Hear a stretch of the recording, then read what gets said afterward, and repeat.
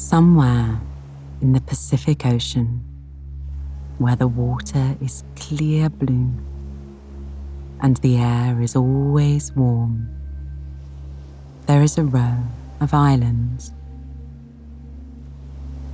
Some islands are big and some islands are small, but all of them are covered in lush, tropical jungles, and all of them have beautiful beaches made of creamy sand that melts into the sea and turns it turquoise.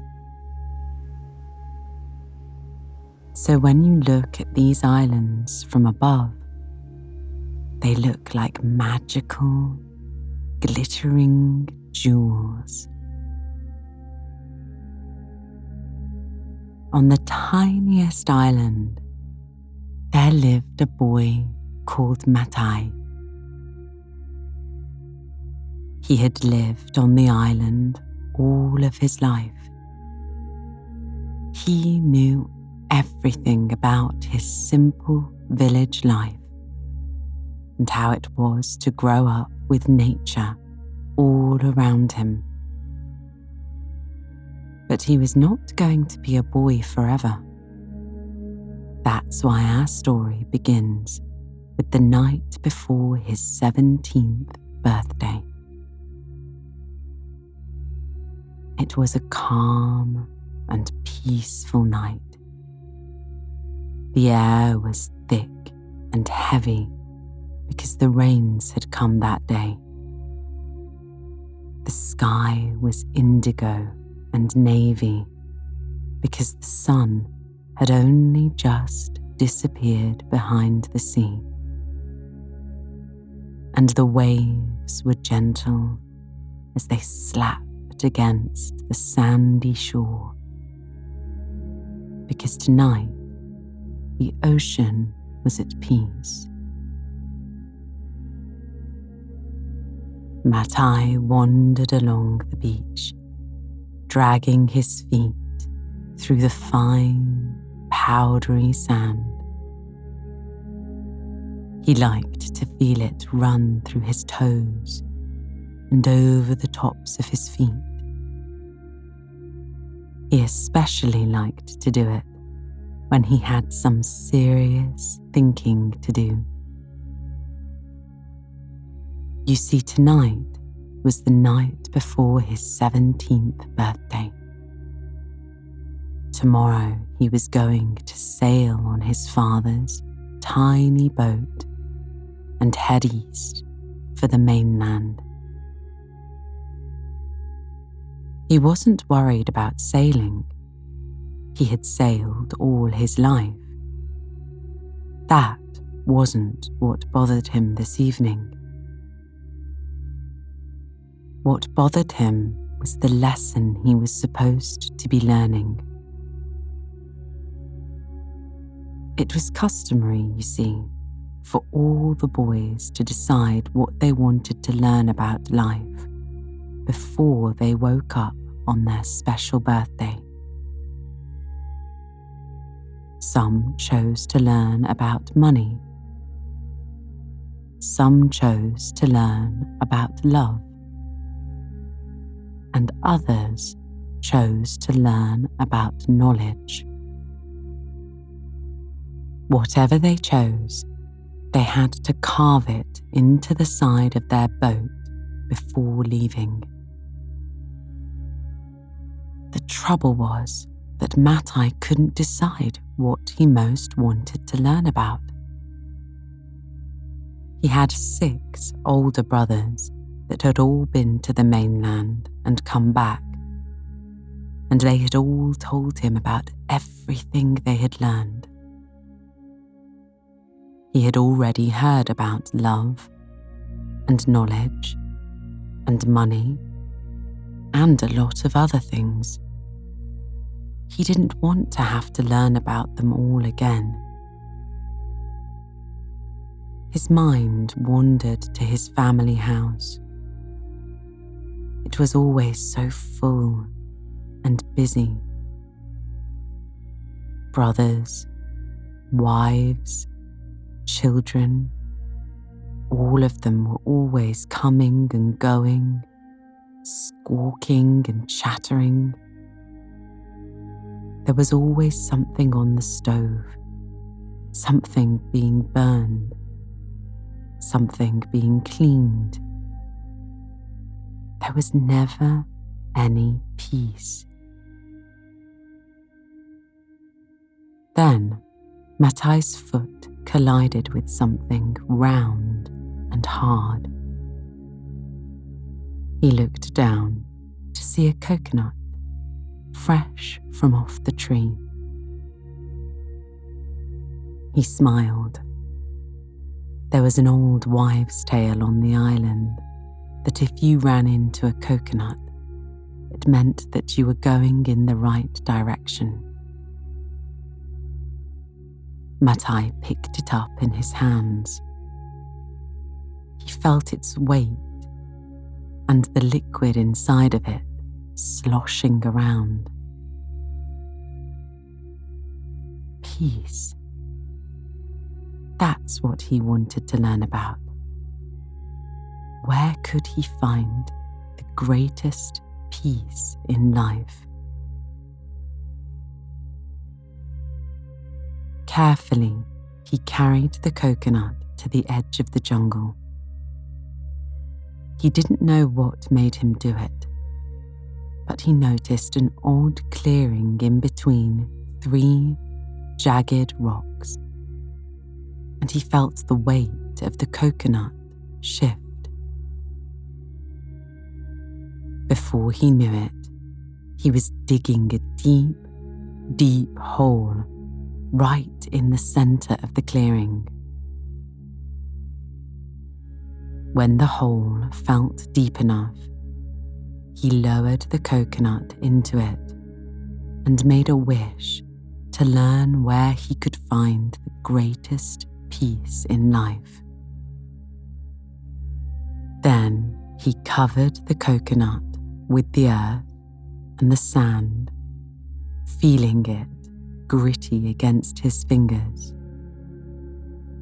He patted the top layer smooth, and he cupped his hands to carry water from the nearest puddle to pour over the top. Then he made his way home. The next morning, Matai woke up to the sun. He dressed in his travelling clothes and packed up all he would need for the journey. When he came into the kitchen, his whole family cheered for him and patted him on the back. His mum brought out his favourite breakfast of sweet banana pancakes, and everyone sang songs for him. Then they all hurried off to the harbour, where the little wooden boat sat waiting for Matai. Matai took a special, pointed tool in his hand and approached the boat. There, on the side, were all the lessons that his brothers and his father and his father's father had asked for. All the men in his family had etched their mark into the wood. Matai ran his fingers over the words. They felt rough and bumpy to the touch. Then he took his tool and etched peace in the space left for him. He liked the way the wood gave way underneath the tool. It felt a bit like the feeling of scraping wax off a flat surface. He threw his bag into the boat and turned to his family. Finally, after many hugs and kisses and goodbyes and good luck wishes, Matai hoisted the sail and headed out into the deep, wide blue of the Pacific Ocean.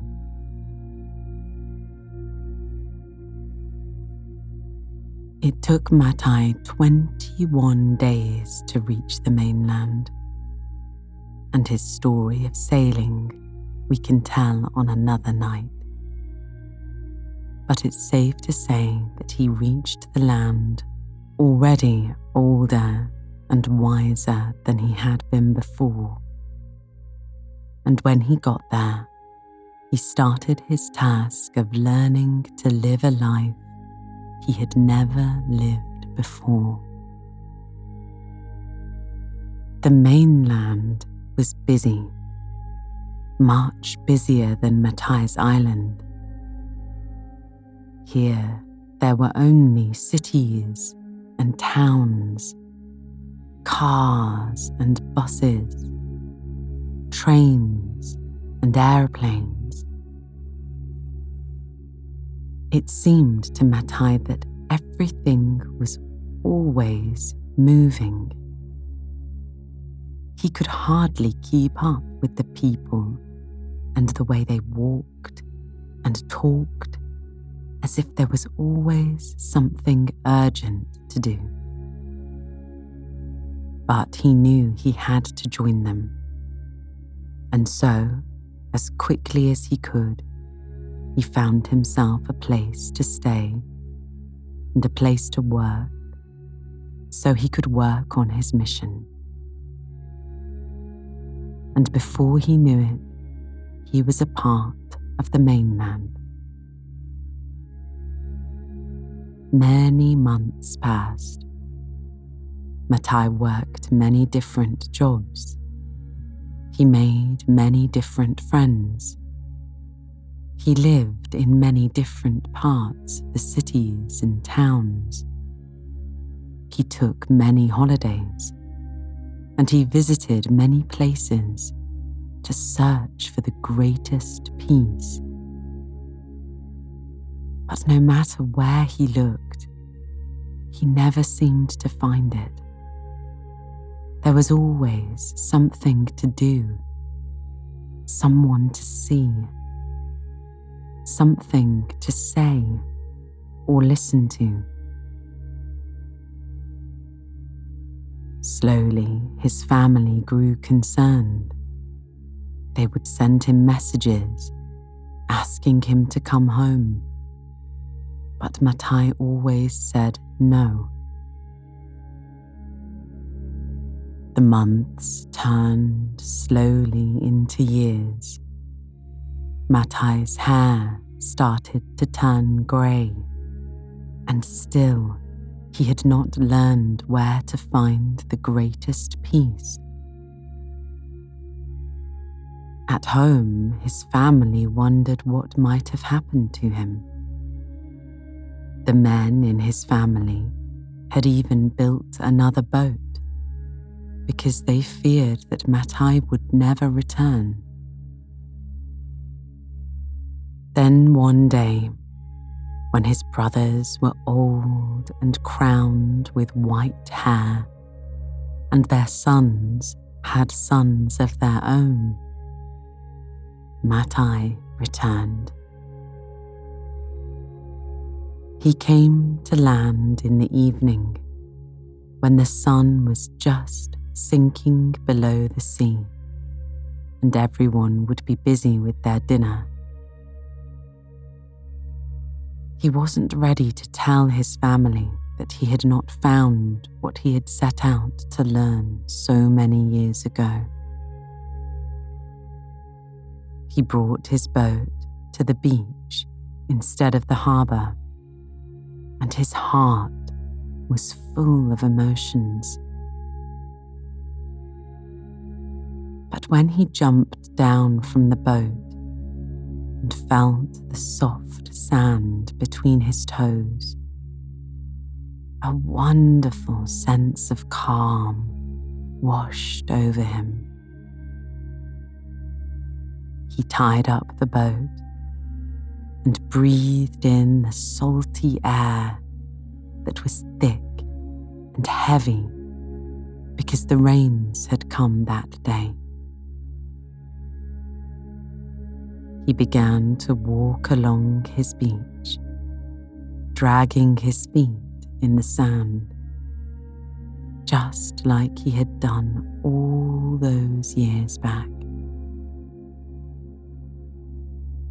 He was thinking about all the times he used to walk like that when he remembered the coconut. He wondered what had happened to it.